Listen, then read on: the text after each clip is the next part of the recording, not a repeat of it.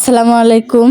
যারা পাঙ্গাস মাছ খেতে পছন্দ করেন না, আজকে আমার রেসিপিটা দেখলে ইনশাআল্লাহ তাদেরও লোভ লেগে যাবে।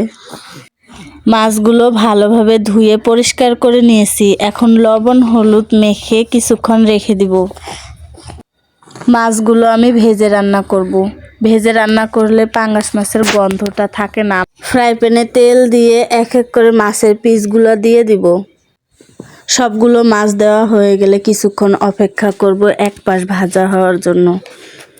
তারপর আমি মাছগুলোকে উল্টিয়ে দিব। ওই পাশটা ভাজা হয়ে গেছে, এখন উল্টে দিব।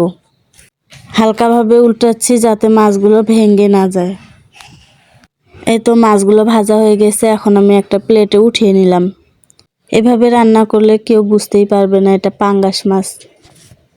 এই তো সবগুলো মাছ উঠিয়ে নিলাম। এখন ফ্রাই প্যানে দিয়ে দেবো পেঁয়াজ আর কাঁচামরিচ। কিছুক্ষণ ভেজে নিয়ে দিয়ে দিব আদা রসুন বাটা। আরও কিছুক্ষণ ভেজে নিব। তারপর আমি অল্প পরিমাণে পানি দিয়ে দিব যাতে মশলাটা পুড়ে না যায়। এখন আমি এক এক করে মশলাগুলো দিয়ে দিব। 1 চামচ লবণ, 1 চামচ হলুদ, 1 চামচ লাল মরিচের গুঁড়া আর 2 চামচ দিয়ে দিলাম মশলার গুঁড়া। এখন মশলাগুলোকে ভালোভাবে কষিয়ে নিব। কষানো হয়ে গেলে দিয়ে দেব টমেটো। আমি ছোট সাইজের 4টা টমেটো দিয়েছি।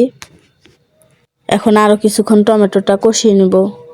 টমেটো দিয়ে মাছ রান্না করলে খেতে ভালো লাগে। হয়ে গেলে আমি তরকারিতে ঝোল দিয়ে দিব। এখন ঢাকনা দিয়ে ঢেকে অপেক্ষা করব তরকারিতে বলক চলে আসা পর্যন্ত। এই তো তরকারিতে বলক চলে এসেছে, এখন আমি মাছগুলো দিয়ে দিব। মাছ দিয়ে আরও কিছুক্ষণ রান্না করলেই তরকারিটা হয়ে যাবে। রান্না প্রায় শেষের দিকে, এখন আমি দিয়ে দেব ধনিয়ার পাতা।